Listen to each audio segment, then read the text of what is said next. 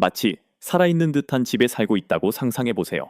이 집은 스스로 온도를 조절하여 한여름의 맹렬한 더위 속에서는 시원함을 유지하고 추운 겨울밤에는 열을 더 잘 보존하여 하루 종일 온도 조절기에 의존할 필요가 없게 해줍니다.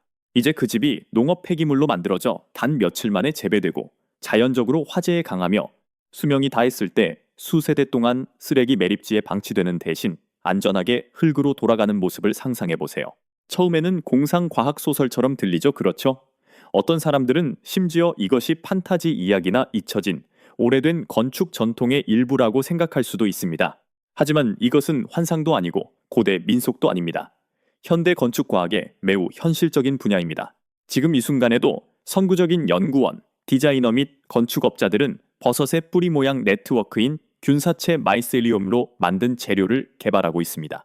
그리고 이 기술이 그토록 흥미로운 이유는 단순히 새로움 때문만이 아니라 그 성능 때문입니다. 수년간 내구성, 안전성, 에너지 효율성 및 비용의 관점에서 건축 자재를 분석해 온 사람으로서 저는 이 부분부터 이야기가 정말 흥미로워진다고 말씀드릴 수 있습니다. 우리는 기존의 단열재와 경쟁할 수 있고 제조 과정에서 필요한 에너지를 줄이며 완전히 새로운 건축 방식의 문을 열어줄 수 있는 재료에 대해 이야기하고 있습니다. 오늘날 건설업계를 지배하는 석유화학 시스템에 대한 의존도를 잠재적으로 크게 낮추고 더 친환경적이며 지역 중심적인 방식 말입니다. 따라서 이는 자연스럽게 더 큰 질문으로 이어집니다. 만약 이 재료가 단열이 잘 되고 불에 강하며 폐기물을 원료로 사용하고 건축의 환경적 비용을 낮출 수 있다면 왜 아직도 상업용 건축에서 그렇게 보기 드문 것일까요? 왜 모든 도급업자의 창고나 모든 철물점 그리고 모든 새로운 지속 가능한 주택 프로젝트에서 이 재료를 볼 수 없는 걸까요? 그것이 바로 오늘 우리가 깊이 파헤쳐 볼 주제입니다. 회복력 있고 독립적인 삶의 배경이 되는 재료, 방법, 그리고 실용적인 아이디어를 탐구하는 저희 채널에 다시 오신 것을 환영합니다. 이번 영상에서는 현대 친환경 건축에서 가장 매력적인 발전 중 하나인 균사체 집을 자세히 살펴봅니다. 우리는 그 이면에 있는 과학, 현실 세계에서의 잠재력, 업계의 저항, 그리고 이것이 오프그리드, 업그리드 및 지속 가능한 건축의 미래에 어떤 의미가 있을지 분석할 것입니다. 커피 한 잔 가져오셔서 편안히 앉아 이 숨 쉬는 집을 진지하게 살펴봅시다. 사람들이 버섯집이라는 단어를 들으면 종종 기묘하거나 장식적인 무언가를 상상하지만 이것은 우리가 먹는 버섯의 갓 부분으로 건물을 짓는 것이 아닙니다. 이것은 표면 아래에서 자라는 버섯의 뿌리 같은 네트워크인 균사체로 건축하는 것을 의미합니다. 균사체는 균사 하이페이라고 불리는 아주 작은 실들로 이루어져 있으며 이 실들은 유기물들을 서로 결합하는 데 엄청나게 뛰어납니다. 건축업자들에게 진정한 가치는 바로 거기서부터 시작됩니다. 이 네트워크에는 개와 바닷가재의 껍질에서도 발견되는 튼튼한 천연 바이오폴리머인 키틴이 포함되어 있으며 이는 어떻게 그렇게 강하고 가벼운 구조를 형성할 수 있는지 설명해 줍니다.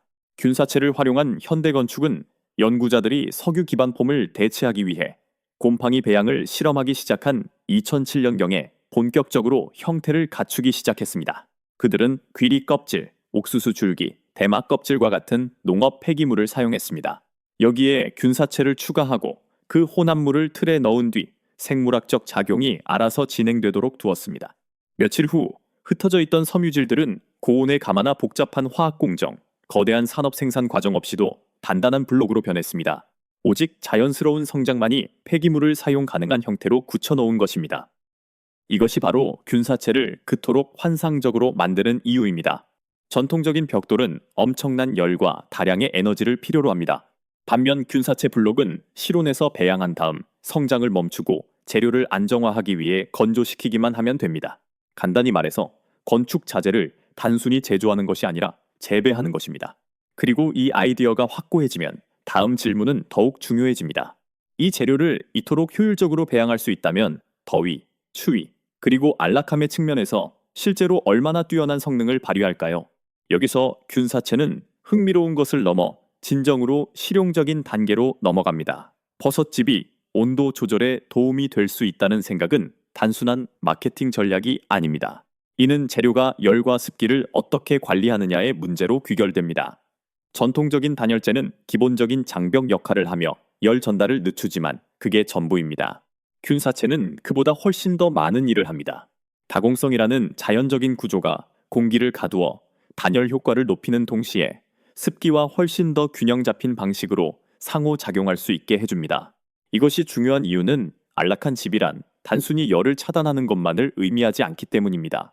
그것은 안정적인 실내 환경을 조성하는 것에 관한 문제입니다. 균사체는 열의 이동을 늦추는 데 도움을 줄 수 있으며, 이는 외부 온도가 집 내부에 영향을 미치기까지 훨씬 더 오랜 시간이 걸린다는 것을 의미합니다. 더운 날에는 실내 공간을 더 오랫동안 시원하게 유지하는 데 도움이 되고, 추운 밤에는 열을 더 효율적으로 유지하는 데 도움이 될 수 있습니다. 연구에 따르면 균사체 복합재는 상용 재료와 맞먹는 단열 성능 수준을 달성할 수 있지만, 이들을 진정으로 돋보이게 하는 것은 열이 더 천천히 이동한다는 것을 의미하는 낮은 열 확산율입니다. 이는 본질적으로 벽에 더 많은 열관성을 부여하고 실내의 급격한 온도 변화를 줄이는 데 도움을 줍니다. 습기와 관련된 이점도 있습니다. 균사체 기반 재료는 습기를 점진적으로 흡수하고 방출할 수 있기 때문에 인위적으로 밀폐된 환경을 만드는 대신 실내 공기 상태를 조절하는 데 도움을 줄 수 있습니다. 올바른 벽체 시스템에서는 이를 통해 안락함을 향상시키고 지속적인 기계적 냉난방 조정의 필요성을 줄일 수 있습니다. 사람들이 이런 종류의 집이 스스로 온도를 조절한다고 말할 때 그들이 실제로 의미하는 것은 재료가 건물을 자연스럽게 더 안정적으로 유지하도록 돕는다는 것입니다. 훌륭한 설계를 대체할 수는 없지만 집에 훨씬 더 나은 출발점을 제공합니다. 그리고 효율적이고 회복력 있는 건축에 관심이 있는 사람이라면 누구에게나 이는 매우 중요한 점입니다. 자, 이제 많은 건축업자들이 즉각적으로 제기하고 솔직히 타당하기도 한 질문이 있습니다. 이 재료가 마른 식물과 곰팡이의 성작물에서 나온 것이라면 쉽게 타지 않을까요? 언뜻 보기에는 논리적으로 들리지만 일반적인 여러 단열 제품과 비교해보면 그 결과는 놀랍도록 다릅니다. 폴리우레탄, EPS 및 XPS와 같은 전통적인 석유 화학 폼은 단열 성능은 우수하지만 화재 발생 시 녹거나 흘러내리며 짙고 유독한 연기를 방출할 수 있어 심각한 위험이 될 수 있습니다. 이것이 현대 건축의 불편한 진실 중 하나입니다. 사람들이 효율성을 위해 의존하는 많은 재료들은 실제 화재 위험을 안고 있으며, 이 때문에 제조업체들은 안전 기준을 충족하기 위해 화학 난연제에 의존하는 경우가 많습니다. 균사체는 다르게 반응합니다. 통제된 화재 테스트에서 균사체는 플라스틱 기반 폼처럼 갑자기 불이 붙거나 녹지 않았습니다. 대신 표면에 보호용 탄화층을 형성했습니다. 그 탄화층은 산소 접근을 차단하고 아래의 재료를 보호함으로써 불길의 확산을 늦춥니다. 실질적으로 말하자면 불타는 플라스틱이라기보다는 열의 영향 아래에서 스스로를 자연스럽게 보호하는 재료에 더 가깝게 작용합니다. 이는 특히 불이 빠르게 번져 대피 시간이 중요한 상황에서 매우 큰 장점입니다. 그리고 이것은 단지 실험실에서의 주장만이 아닙니다. 화재 위험이 일상생활의 일부인 곳에서는 취약한 지역사회를 위한 더 안전한 대안으로 균사체 기반 건축 블록이 이미 탐구되고 있습니다. 거기서부터 이 테스트가 시작되며 사실상 그곳에서 이 재료가 깊은 가치를 보여주기 시작합니다. 이것은 단순히 단열이나 지속 가능성에 관한 것만이 아니라 안전에 관한 것이기도 합니다. 따라서 한 걸음 물러서서 비교를 명확히 살펴보면 그 대조를 무시하기가 어렵습니다. 우리는 폼처럼 단열할 수 있으면서도 불 속에서는 훨씬 더 안정적이고 독성이 훨씬 적은 방식으로 반응하는 재료를 보고 있는 것입니다. 그리고 건축에서 이것은 사소한 디테일이 아니라 매우 진지하고 중요한 포인트입니다. 성능적인 측면을 이해하고 나면 균사체가 중요한 다음 이유가 더욱 크게 다가옵니다.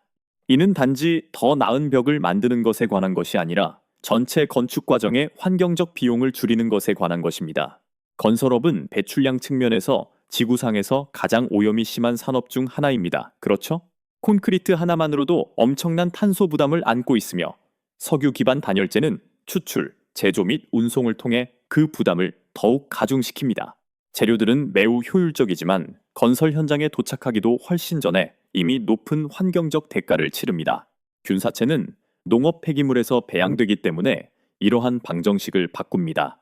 이는 생애 주기 동안 이미 대기에서 탄소를 흡수한 식물성 물질에서 시작됩니다. 즉, 완성된 재료는 탄소를 더 배출하는 대신 오히려 탄소를 저장할 수 있다는 것을 의미합니다. 다시 말해, 탄소 배출원이 되는 대신 탄소 흡수원 저장소로 기능할 잠재력을 가지고 있습니다. 또한 생산하는 데 훨씬 적은 에너지가 필요합니다. 전통적인 폼 단열재는 에너지를 많이 소비하는 대규모 산업 공정에 의존합니다. 균사체는 실온에서 자라며 생물학이 대부분의 작업을 수행합니다. 이는 제조 에너지를 극적으로 낮추고 지속 가능성 측면에서 재료를 훨씬 더 매력적으로 만듭니다. 그리고 이것은 단순히 작은 실험적 개념이 아닙니다. 우리는 이미 건축적 규모에서 이것이 입증된 것을 보았습니다. 가장 잘 알려진 사례 중 하나는 뉴욕의 하이파이 타워로 대형 공공구조물을 만들기 위해 수천 개의 균사체 벽돌이 사용되었습니다. 이것은 이 재료가 실험실을 넘어 실제 디자인에 적용될 수 있음을 보여주었습니다. 하지만 이 이야기에서 가장 강력한 부분은 마지막에 일어난 일입니다. 그 구조물은 철거되어 쓰레기 매립지에 버려지지 않았습니다. 그것은 해체되어 퇴비로 변환되었고 안전하게 흙으로 돌아갔습니다. 이것이 바로 수십 년 동안 건설업계에 부족했던 순환적 사고 방식입니다. 건축업자의 관점에서 볼 때 이것이 균사체를 그토록 설득력 있게 만드는 요소입니다. 사용되는 동안 지구에 더 부드러울 뿐만 아니라 건축 자재의 수명 시작과 끝 모두에서 의미가 있습니다. 그리고 이것은 현대 건축에서 보기 드문 일입니다. 글쎄요, 그 비밀은 하나인 것 같습니다. 바로 생물학과 싸우는 것이 아니라 함께 협력하는 것입니다. 벽을 변화시키든 농업 잔해를 변화시키든 진정한 지속 가능성이란 한 단계의 폐기물이 사실상 다음 단계의 귀중한 자원이 된다는 것을 이해하는 것입니다.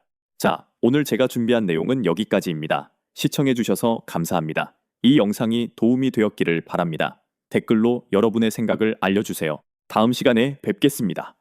채널 구독 잊지 마세요.